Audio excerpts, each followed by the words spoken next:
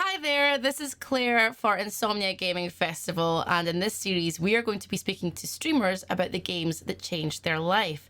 And in this episode, I'm very happy to welcome the wonderful, it's Stallion. Hey, Hello. thanks for having me, Claire. I appreciate it. No problem at all. Now, we got to start with the big question. What is the game that changed your life? So my close community will know this. I'm a massive Call of Duty fan, and it all started for me in 2007 when I started playing Call of Duty 4 Modern Warfare. That was my first big, let's say, multiplayer game that I played, especially in the FPS world. And the first one when I first bought my Xbox 360 that connected me to the wonders of FPS gaming. So definitely that. I Yeah. want you to tell me how you felt when you first switched on this game. Oh, there's a few games that have made me feel like that. Obviously, another Call of Duty one is Modern Warfare 2 and Halo 3 as well. All three of them, really. Halo 3. Yeah, they're my top three Hall of Fame kind of games. Yeah, just insane, really. From the depth of the story back on them games to obviously it was kind of when those games were first blowing up multiplayer wise. The esports scene was taking off back then. It was all just sort of like picking up and becoming way more mainstream. So I'm really glad that I got to be there to experience all of that kind of like happening and shape shifting to what it is now. But that first experience was incredible. Just knowing that I could add friends from either down my road or in the country or even just around the world, really. Going into lobbies, I mean, the COD fans will know, causing mischief, grinding every day. Couldn't wait to get back home from school because I'd be speaking to people about, oh, you're on COD tonight, you're on COD tonight. So yeah, that game battles, trying to compete and stuff. I used to want to get into competitive gaming back in the day. So yeah, mix of stuff really, but you couldn't beat them days. Okay, the stereotype is that gamers are on their own. It's a very lonely affair that's antisocial, South Park have poked fun at that before with like Cartman. There's an episode where he's gaming. But it's not at all. Why does that stereotype still exist today, do you think? I think things like South Park and just any programs before that have created memes about it can create that sense of like meme about it, that it's quite a lonely affair. I think also if you've not experienced it, I think it's hard to also share in the experience that, it can deliver. It's the same with esports and streaming and stuff. If you've never been a pro gamer or experienced the pro gaming world or done streaming for a career or even for fun, really, you might not understand what joy it brings to people and the connectivity that you can get, not just from playing the game, but even around the game, talking topics, interests and stuff. So it's all it's all a figure of an imagination and just, the kind of experience that it brings from different games. So I can see why people would have that thought, but we spoke not long ago, didn't we, Claire, about how COVID probably changed that for a lot of people. And with a lot of people having nowhere to go, they all turned to gaming. And a lot of people kind of became gamers overnight, really. So, yes. Yeah. I saw that, especially on Twitch. My goodness, the numbers spiked. Everyone was on there. But now, post-COVID, I can see it's sort of returning back to, I would say, a normal level. Would you agree with that yourself? Yeah, I mean, everybody going back to work, COVID no longer restricting people's lives. Again, we had nothing to do back then. People were looking for, an escape, especially a mental health escape. And I know even as my experience as a streamer, some of the messages I used to get from the community saying, mentally, you're helping me get through lockdown. People having no one to talk to or nowhere to go. And they were like, I just sit and watch your stream all day, every day, because I don't want to be thinking about what's going on outside in the world right now. So when you look at it from that point of view, you realize how much of a positive impact it actually did make to a lot of people. You're talking about connecting with people online. You're talking about playing games with people. But how did it really change the trajectory of what you're doing today, would you say? They were masterpieces of storylines back then. And I mean, even now, say whatever you like about the COD franchise, when you look at their stories and their campaigns and the things that they do behind building a story, it was just so immersive. And so the amount of times I played that campaign was ridiculous. And I still played it even last year because it's just that good. So it's just wanting to get that feeling back again and again and again, knowing that if I could go back to 2007 and re-experience that for the first time, I would do it without even like flinching. So yeah, it's just that constant want and need of that nostalgia, knowing how you felt when you first played it back then and wanting to relive that experience. So you know that feeling though when you are trying to work or you're at school or you've got to sleep and eat, but you can't stop thinking about a game. Is that the feeling that you got with this one? I used to get that feeling all the time when it came to gaming. I just would be there at like 1 a.m. and I just think I should sneak out and get back on the Xbox. Is mum going to kill me if I do it? I'll have like a friend texting me at midnight, get online, all the boys are on. And, and then mum's like, don't make any noise after 10 o'clock. So I'm like, oh God, do I do it? Do I risk it? I don't know what to do here. Absolutely. Just that feeling of knowing to get online to play, to just, know the memories and experiences you're going to make absolutely unmatched. I love that feeling. But what does your mum think of what you do now, considering, she was maybe slightly strict with you when you were younger? I'll tell you exactly what she thinks of right now, and I'm going to show you this in the best way possible. She is my number one supporter. Right there on the top of my Facebook likes of all my content, without obviously doxing anything or anything like that. She comments, likes, follows all of my stuff everywhere.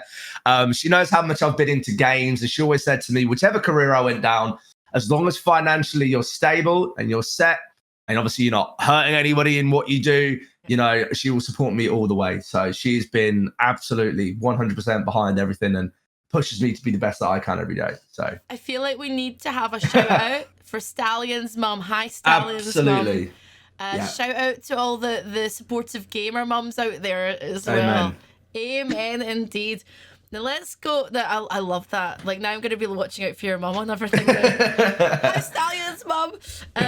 Let's talk about streaming. Okay, so obviously you're a streamer as well. So when did you start streaming, and what brought you to streaming as well? Funny how it all actually links in, because it's actually COD the reason that I started, and I'll get to that in a second. So 2018, 4th of February was my first official day. Still remember it like it was yesterday.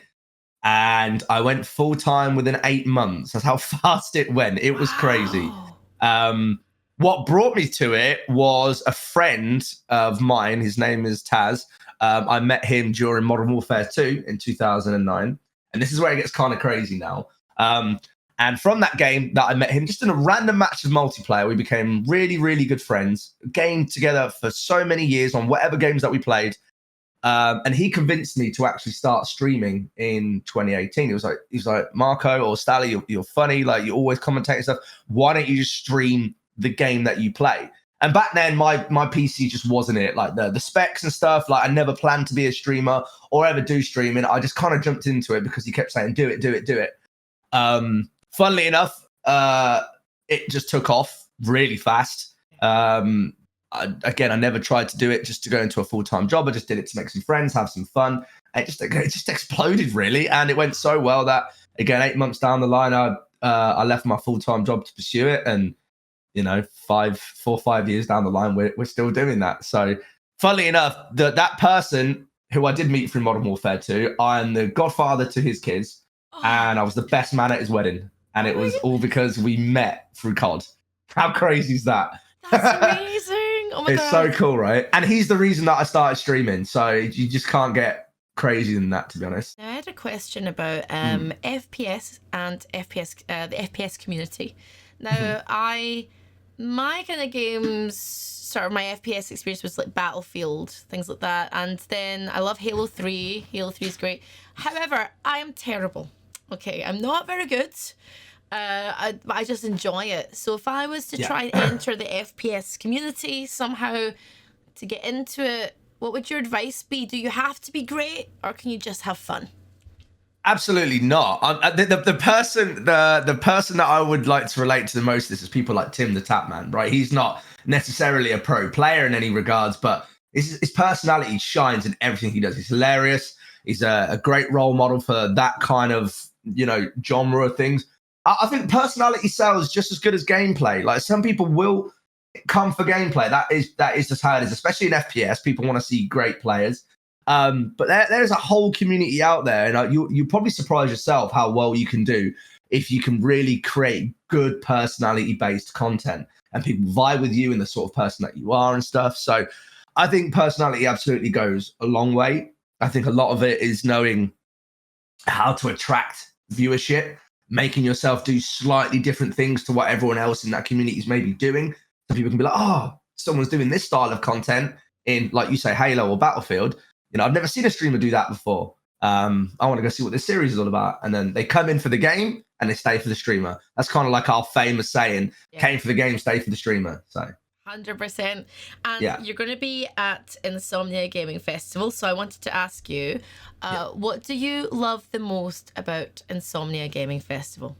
Insomnia is amazing. I went for the first time, I think about, when was it? I think about 4 years ago, maybe 5, probably just before I started streaming. And I went there. It was my first ever gaming convention. Never been to one before. And I remember just looking at all the stands. And I think that year was actually when Syndicate was there and he was doing all of his merch signing and stuff. And I was like, wow, this is like so cool. There's like, big streamers and stuff here. And, all these stands and people talking about games and stuff. I just got hooked from that point. And then as I was continuing to develop, obviously we had lockdown. And then coming out the other way, I'm now going as a creator, and then people are coming to speak to me, or I'm meeting up with my community. So it's kind of just gone round and roundabouts, really. I'm now on the other side of the spectrum to when I first went to it.